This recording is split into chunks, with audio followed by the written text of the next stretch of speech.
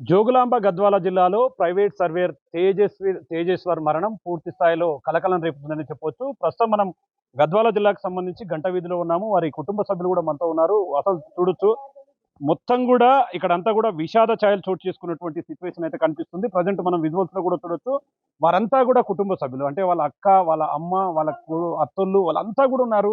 మొత్తంగా దీనికి సంబంధించి వీళ్ళంతా కూడా చాలా విచారం వ్యక్తం చేస్తున్నారు. తమ కొడుకు తమతో చాలా మంచిగా ఉండేవాడు. వివాహేతర సంబంధాలే తన కొడుకు చావుకు కారణం. తన తమ్ముడి మరణానికి కారణమైందంటూ కూడా వాళ్ళు చెప్తున్నటువంటి సిచ్యువేషన్ కనిపిస్తుంది. ప్రజెంట్ మన దగ్గర వాళ్ళ సిస్టర్స్ వాళ్ళందరూ కూడా ఉన్నారు. వాళ్ళతో కూడా మాట్లాడదాం. మేడం చెప్పండి ఏం జరిగింది అసలు? ఈ మరణానికి కారణం ఏంటంటే ఏం చెప్తారు? సార్, ఈ మరణానికి కారణం అంటే ఆ అమ్మాయి వివాహేతర సంబంధమే. ఆ అమ్మాయి బ్యాంక్ మేనేజర్‌తో వివాహేతర సంబంధం వలన మా తమ్ముడిని ఘోరాతి ఘోరంగా హత్య చేసి చంపేసినారు సార్. వాళ్ళ మేము పెద్దలు కుదిర్చిన పెళ్ళే కానీ, వాళ్ళు మా తమ్ముడిని ఇంత మాయమాటలు చెప్పి మోసం చేసి నువ్వంటే ఇష్టం అది ఇది అని మాయమాటలు చెప్తే, తల్లి లేని తండ్రి లేని పిల్లని ఒక్క రూపాయి కట్నం తీసుకోకుండా ఉల్టా దానికే అంత బంగారం పెట్టి పీరింటి పిల్లని చేసుకుంటే పుణ్యం అని పోతే పాపం వెంబడొచ్చింది సార్. ఇష్టం లేనప్పుడు ఆ అమ్మాయి ఇష్టం లేనట్టుగానే ఉండేదుండే. ఇష్టం నువ్వంటే ఇష్టం అని మాయమాటలు చెప్పి మా తమ్ముడిని మాకు లేకుండా చేసి అక్కడ పాణ్యం సమీపంలో గడ్డివాములో పడేస్తే, ఆ గడ్డివాములో మా తమ్ముడి శరీరం అంతా పురుగులు పట్టిపోయినాయి సార్. 5 రోజులైంది. జూన్ 17 తారీఖున హతమార్చి పడేస్తే, మాకు నిన్న ఉదయము ఆదివారం రోజు ఉదయము డెడ్ బాడీ ఉందని చెప్తే మొత్తం పురుగులు పట్టిపోతే అమ్మ అని పచ్చబొట్టేయించుకున్నాడు సార్ చేతి మీద, కుడి చేతి మీద. దాన్ని చూసి గుర్తుపట్టి తీసుకొచ్చినాం. అమ్మ ప్రేమ ఎంత గొప్పది చూడండి సార్. అమ్మ ప్రేమ ఉండడం వల్లనే వాడు ఈరోజు దొరికింది. లేకపోతే అంటే అమ్మా ఇప్పుడు ఒక విషయం అడుగుతున్నాం. ఇది గతంలో ఫిబ్రవరి నెలలో ఆమెకు పెళ్లి కుదుర్చుకున్నారు. కానీ పెళ్లి క్యాన్సల్ చేసుకున్నారు.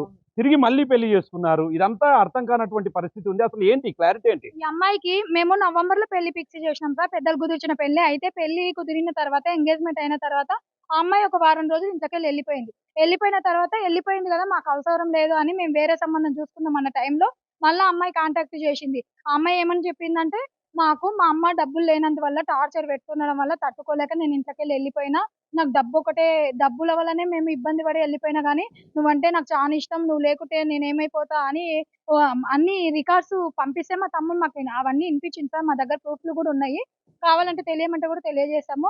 అయితే మా తమ్ముడిని మాయమాటలు చెప్పి చేసుకొని, ఇంత పథకం ప్రకారం పెళ్లి చేసుకొని, డబ్బు కోసం చేసుకొని, నా తమ్ముడిని హతమార్చింది సార్. ఇటువంటి ఆడోళ్ళ వలన మంచిగున్న ఆడవాళ్ళకి గూడా భూమి మీద విలువ లేకుండా పోయింది. ఇటువంటి ఆడోళ్ళను కఠినాతి కఠినంగా చర్యలు తీసుకోవాలని మేము మనస్ఫూర్తిగా కోరుకుంటున్నాం. ఈ అమ్మాయి బ్యాంక్ కాల్ రికార్డ్స్ మా తమ్ముడు మిస్ అయిన తర్వాత ఈ అమ్మాయి మొబైల్ కాల్ రికార్డ్స్ చూసిన తర్వాత మాకు అసలు విషయం బయటపడింది సార్. అంతకుముందు మా తమ్ముడు ఈ అమ్మాయి మంచిదే అమ్మ, డబ్బుల వల్ల ఇబ్బంది అయిపోతున్నాడంటే మా తమ్ముడు తనకు ఒక 4, 5 లక్షలు ఖర్చు పెట్టి పెళ్లి అంతా చేసుకొని, బంగారు చైను, పుస్తెబొట్లు అన్నీ మేమే చేపిచ్చి, వాళ్ళే చేయించుకొని లేచిపోయి పెళ్లి చేసుకున్నామంటే, పిల్లలు ఇద్దరు బయట ఉండి ఏడ బతుకుతారని జాలి చూపించి మేము ఇంట్లోకి దొరకొచ్చి పెట్టుకుంటే, మా తమ్ముడిని పథకం ప్రకారం బయటకి తీసుకుపోయి హతమార్చింది సార్. ఆ అమ్మాయి అంత కుట్ర పన్నుకొని ఉంది చూడండి సార్. ఇటువంటి ఆడోళ్ళని మాత్రం ఘోర ఇటువంటి ఆడదాని కోసం చేసిన వాడు బ్యాంకు మేనేజర్. దీని తల్లిని కఠినాతి కఠినంగా శిక్షించాలని గవర్నమెంట్‌ని, రాజకీయ నాయకులను, పోలీసులను అందరిని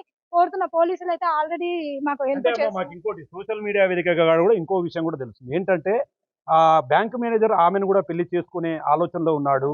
అదంతా ఆలోచించిన తర్వాత ఎవరైతే బ్యాంక్ మేనేజర్‌కి సంబంధించినటువంటి భార్య దీన్ని ఒప్పుకోకపోవడం వల్ల తిరిగి ఈమెను మళ్ళీ ఇటువైపు పంపించాడని ఆరోపణలు కూడా వస్తున్నాయి. అది నిజమేనా? దాంట్లో వాస్తవం ఎంత?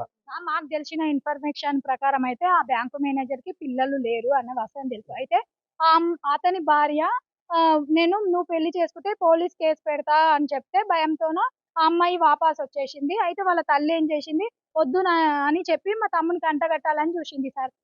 మాయమాటలు చెప్పి మా తమ్ముడిని మొత్తం బ్రెయిన్ వాష్ చేసి, మా తమ్మునికి అంటగట్టి పెళ్లి చేసింది. మంచి అమ్మాయి, మాకు అవన్నీ ఏం లేవని చెప్పి చేసినారు. కానీ అతనేం చేసిండు, ఈ అమ్మాయి మీద మోజుతోన ఇంకా ఈ అమ్మాయిని ఫాలో చేస్తూనే ఉన్నాడు. పెళ్లి చేసుకోవాలనే ఉద్దేశంతోనే ఈ అమ్మాయిని కాంటాక్ట్ చేస్తూనే ఉన్నాడు.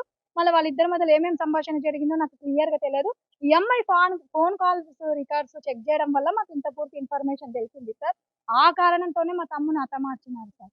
వీడిని అడ్డు తొలగించుకుంటే అది నాకు దక్కుతది. ఆ పిల్ల మాకు ఐశ్వర్య ఆ పిల్ల పేరు ఐశ్వర్య. ఆ ఐశ్వర్య దక్కుతదనే ఉద్దేశంతోనే మా తమ్ముడిని అట్లా మార్చిండు సార్. మాకిష్టం లేదని చెప్పింటే మేము ఇంట్లోకెళ్ళి పంపిస్తుంటే అంటే ఇంకా ఇంకో విషయం కూడా ఇక్కడ ప్రధానంగా పెళ్లి ఫిబ్రవరిలో జరగాల్సి ఉంది. ఆ తర్వాత అమ్మాయి కనిపించకుండా పోయినందుకు మేము ఆ పెళ్లి క్యాన్సిల్ చేసుకున్నాము. మీ అబ్బాయికి అంటే మీ తమ్ముడికి కూడా చెప్పినట్టుగా తెలుస్తుంది. వద్దు అమ్మాయిని పెళ్లి చేసుకోవద్దని. అంటే ఆ టైంలో తేజేశ్వర్ మీతో ఏం చెప్పాడు? ఎందుకు మళ్ళీ అటువైపు వెళ్లి పెళ్లి చేసుకోవాల్సొచ్చింది?